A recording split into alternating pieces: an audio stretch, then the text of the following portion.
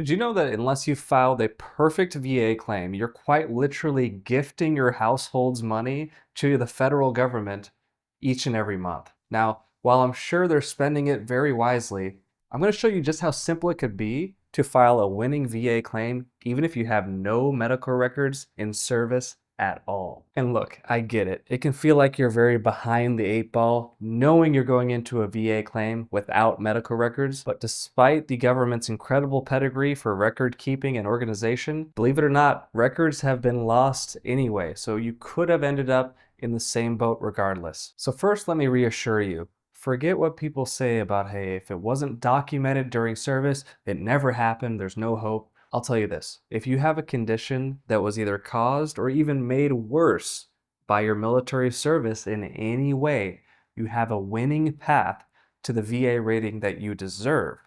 I'm talking about money that's sitting there every single month with your name on it, ready to help your household, that simply needs to be claimed. I'm going to show you how.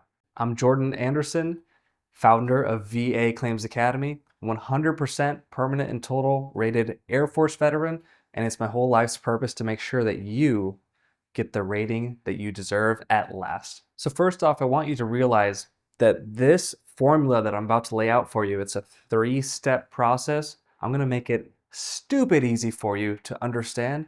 You're going to instantly, by the end of this video, not only understand how to win your own VA claim, but you're going to be able to help people out who are also struggling. So this simple 3-step approach is exactly the formula you need to win your VA claim, no matter if you've been denied before, if you've never claimed, and if you've been out of the service for 40 years, or if you're simply 90% right now and you need to finally get over that hump to 100, this applies to you. So the VA claims process is one that you start from the beginning and you need to cross 3 bridges to get to the finish line. Now, before these 3 bridges, of course, you have to pay the toll to the troll that's guarding each of the 3. You're going to take these in order, and I'll show you exactly what tool you need to use to pay that toll successfully and win your VA claim. Let's start with step number 1. Now, if you're a subscriber here of the VA Claims Academy channel, clearing this first bridge should be just like cake autopilot to you. However, don't be fooled. A lot of people are going to get clubbed by that troll on this very first bridge. Now, what you need to do, very first thing when going into your VA claim, the troll is going to ask you, where is your medical diagnosis? Okay, you're claiming a condition.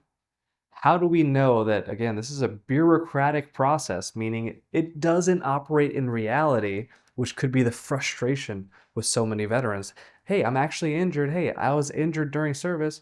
That's the reality. What is the disconnect between reality and the VA to where I'm getting denied over and over again? Well, it's because the VA doesn't operate in reality. The sooner we can understand and internalize that, the easier this process will be. This troll, right, is going to be asking you for proof that you have this condition. What do you call that? Well, a medical diagnosis. You can retrieve these from, maybe you've gone to the VA and you've been diagnosed with something, or just by your private doctor. Maybe you have Kaiser Permanente, and you can give them a call and have your records sent to you, or even check online and see what medical diagnoses that you have. If you go over there, this troll is getting ready to club you. They're asking for a medical diagnosis. Aha, here it is. That's your pass through. Okay, go on through. Boom. The people behind you are going to still get clubbed because they don't know any better, but you do. You've already passed step 1, because in order to compensate you, the government needs to know that you are truly diagnosed with the condition that you're claiming.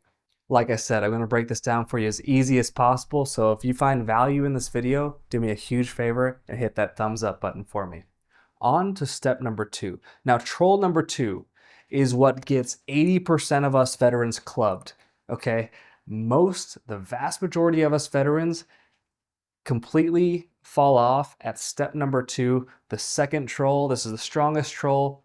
And if you can get past this, then step 3 is the easy part. So listen up, especially if you've struggled with your VA claims, or if you're just someone who thinks, hey, you know what? I doubt I filed a perfect claim. I'm probably leaving money on the table every month. Now that the government knows that you have a condition, what's next in the logical sort of process of thinking for whether they should compensate you or not for this condition? They're going to say, okay, so you have sleep apnea, you have back pain, you have knee pain, you have anxiety. How do I know that this has anything to do with your military service? Because that's all they're on the hook for, right? It doesn't matter to them so much, unfortunately, that you're hurt, that you're kind of having a miserable time.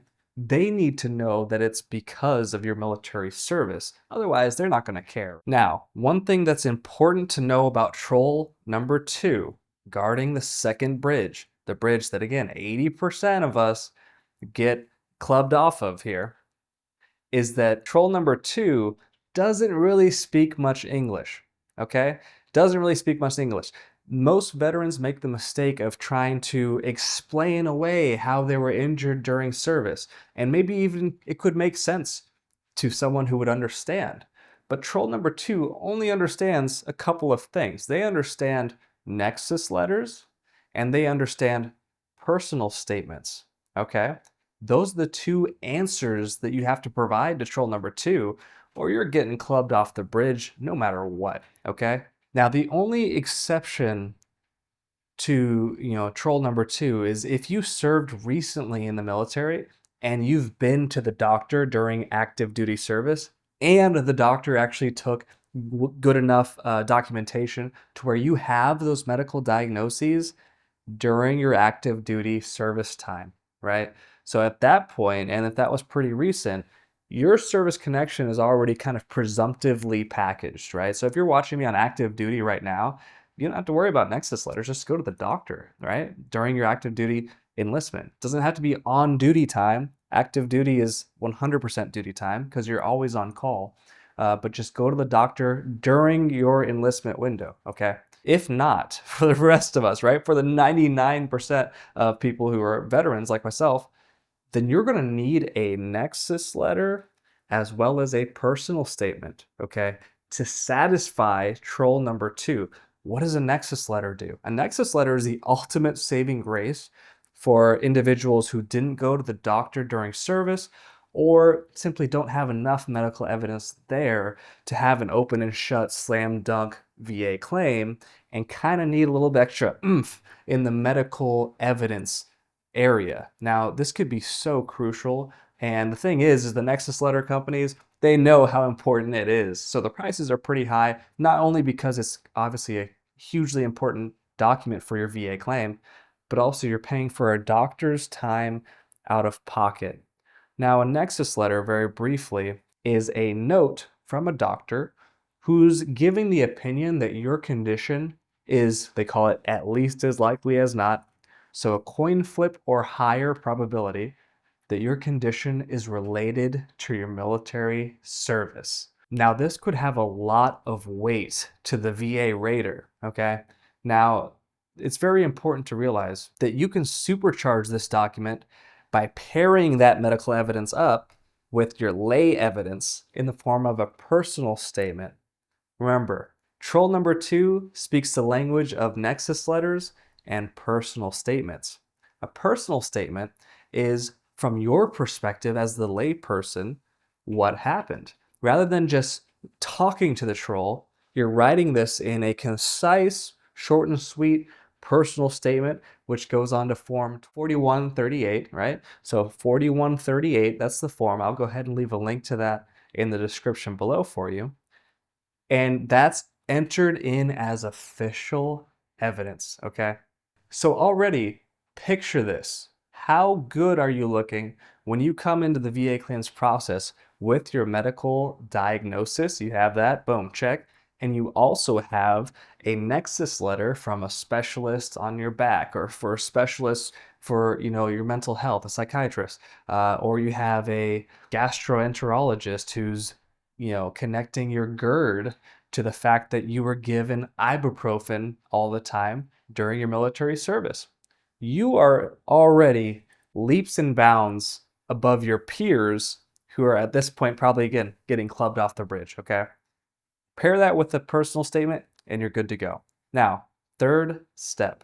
By the third bridge you're approaching this, you should be feeling pretty dang good, because if you were going to get your VA claim denied, it probably would have happened at step 2.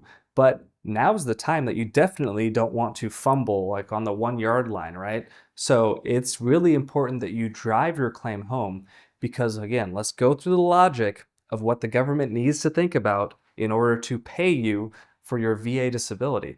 Do you have a diagnosis? Okay, check. Is it related to service? Meaning, as the government, are we on the hook for this? All right, check, we are. Now the question is what? How much do we pay you? All right, and how does the VA figure out how much to pay you? With their what's called their rating schedule. So this is the VA rating Bible, right? What percentage do we assign to your conditions based on their severity? So when you encounter the final troll underneath the third bridge that's standing between you and the VA rating that you deserve, that could really help out your household, this third troll is going to ask you, how severe is your back? How severe is your mental condition? Right? And you need to know what they mean by that.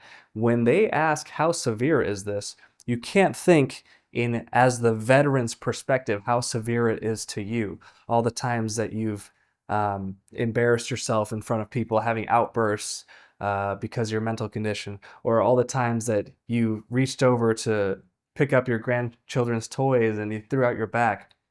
You need to think of this from the VA rater's perspective, okay?